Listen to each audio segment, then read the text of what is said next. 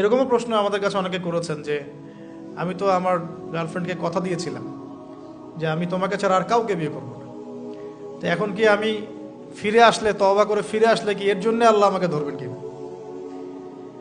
মনে রাখবেন, শয়তান হচ্ছে এই পৃথিবীর সবচাইতে ইন্টেলেকচুয়াল প্রাণী।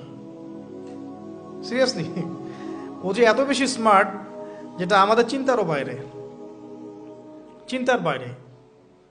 যখন শয়তান সরাসরি মানুষকে পথভ্রষ্ট করতে ব্যর্থ হয় তখন কিছু নেক সুরত ধারণ করে।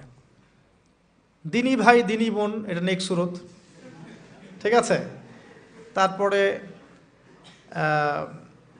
দাড়ি টুপিওয়ালা মানুষের মধ্যে এটা ঢুকিয়ে দেওয়া যে আমি তো অনেক আবেদ মানুষ, পরহেজগার, ওরা তো ককরোচ। দেখবেন বেশি না, 1 মাস যদি কেউ নামাজ পড়ে, 1 মাসে 10টা বই পড়াশোনা করে, ইসলাম সম্পর্কে একটু ঘাটাঘাটি করা শুরু করে, অন্যদের সাথে কথা বলার ক্ষেত্রে তার যে বডি ল্যাঙ্গুয়েজ, এটা খেয়াল করবেন। তো শয়তান কিন্তু অনেক স্মার্ট, এভাবে শয়তান অনেকভাবে মানুষকে প্রতারিত করতে পারে। সো শয়তানের নেক্সট শুরুতে ধোকায় পা দিবেন না। আল্লাহ পাক আমাদের সবাইকে হেফাজত করুন, আমিন। খুব ভালো একটা কাজ করছি মনে করেন, একটা বড় প্রজেক্ট করছি সারা বাংলাদেশ ব্যাপী, একটু মনের মধ্যে ঢুকিয়ে দিল যে মানুষ তো দেখুক, মানুষ ভালো বলুক, যথেষ্ট আমল ধ্বংস হওয়ার জন্য। এতটুকু যথেষ্ট আমল ধ্বংস হয়ে যাওয়ার জন্য। আল্লাহ মাফ করুক আমাদেরকে। তো প্রথমে প্রিয় ভাই, তওবা করে ফিরে আসা, যার যার হক তাকে তাকে ফেরত দিয়ে দেওয়া। এরপরের সবচাইতে ইম্পর্টেন্ট জায়গাটাই হচ্ছে ইলম অর্জন করা। যেখানে আছেন সেখানেই থাকবেন, মানে যে যে প্রতিষ্ঠানে যে সাবজেক্টে পড়ছেন, এখন আপনাদের প্রায় জীবনের 20টা বছর চলে গেছে। এখন সবার পক্ষে আবার ইউটার্ন করে জিরো থেকে স্টার্ট করা পসিবল না, এবং এটা বুদ্ধিমানের কাজও হবে না, এটা বুদ্ধিমানের কাজও হবে না।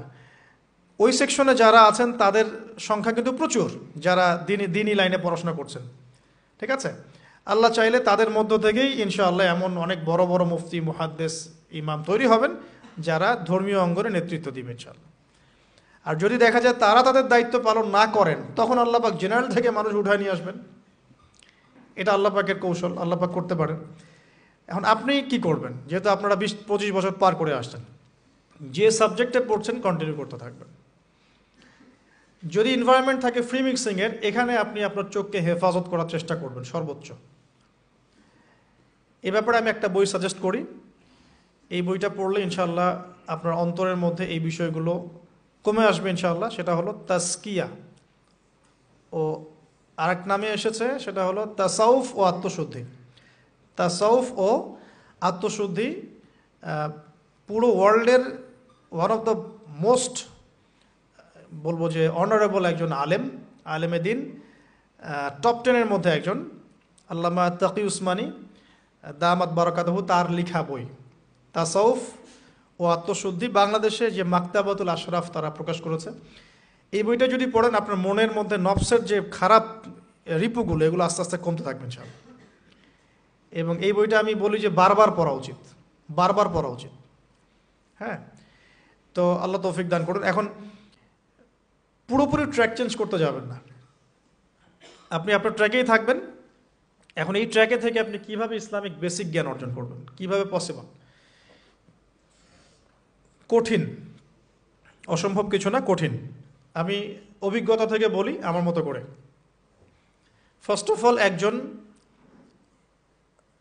বিজ্ঞ কারি সাহেব, হাফেজে কোরআন বা কারি, প্রাথমিক স্টেজ বলছি, বিজ্ঞ একজন কারি সাহেব বা হাফেজে কোরআন, যার সাথে আপনার ভালো সম্পর্ক বা যাকে আপনি চিনেন, রিনাউন্ড, বা যিনি খুব কোঅপারেটিভ, আপনাকে সময় দেন, টাইম দেন, এরকম কারো কাছে গিয়ে আপনি কোরআন তেলাওয়াত করা শিখবেন আগে।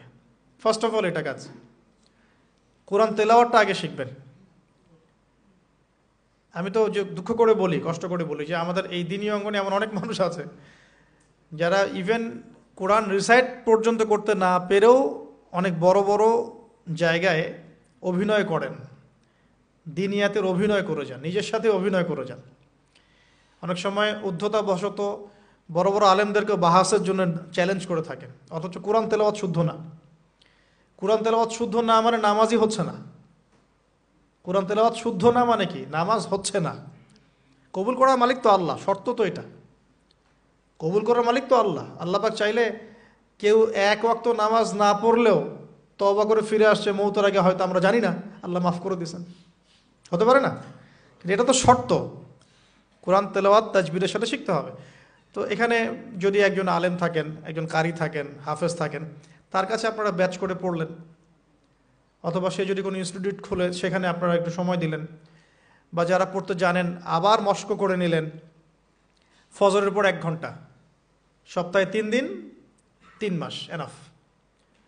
ফজরের পর 1 ঘন্টা, সপ্তাহে 3 দিন, আপনার 2 থেকে 3 মাস যথেষ্ট। কোরআন তেলাওয়াত আপনি শিখে ফেলবেন ইনশাআল্লাহ।